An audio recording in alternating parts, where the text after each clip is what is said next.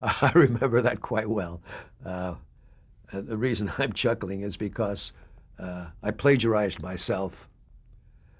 I, as I was getting out of the Air Corps, which was like November, December of 1945, I'm sorry, November, December of 1945, I was preparing to be discharged, which kind of it lapsed over into early 1946, January, February, as when I actually got out. There was nothing for me to do in my Air Corps unit, so a friend of mine who had been writing radio before the war and was still writing radio scripts on the side, even though he was in the Air Corps, because, as I said, everything was winding up. He introduced me to radio writing and a show that he was writing for. It was called The Whistler, which was a radio suspense story. And I sold an idea through my friend. I sold an idea to The Whistler and wrote it, and they produced it, and I did a couple more for The Whistler.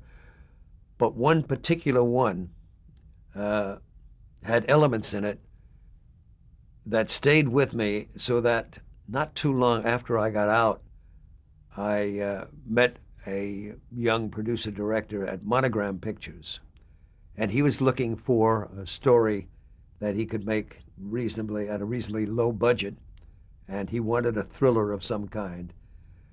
And in back of my mind, I realized that this particular story I had written for The Whistler could be rewritten and disguised enough so that it would become a new story. And so I stole from myself. I stole the plot of The Whistler and revamped it enough and sold it to Monogram Pictures, and it became Decoy.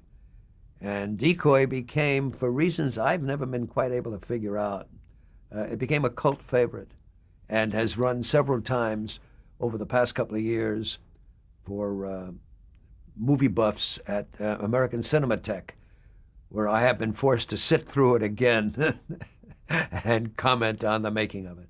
Now, do you remember where the initial idea came from for that Whistler script?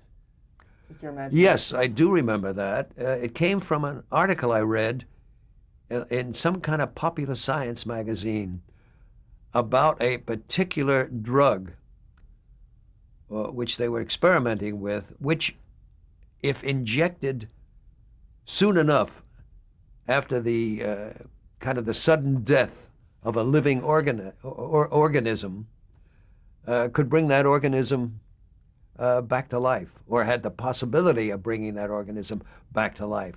And I used this to develop a rather elaborate plot of somebody who was executed for a crime he really did commit, but his confreres, his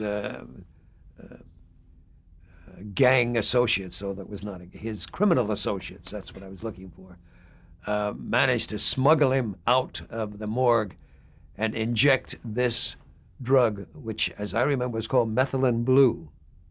And they brought him back to life, and the story developed from that.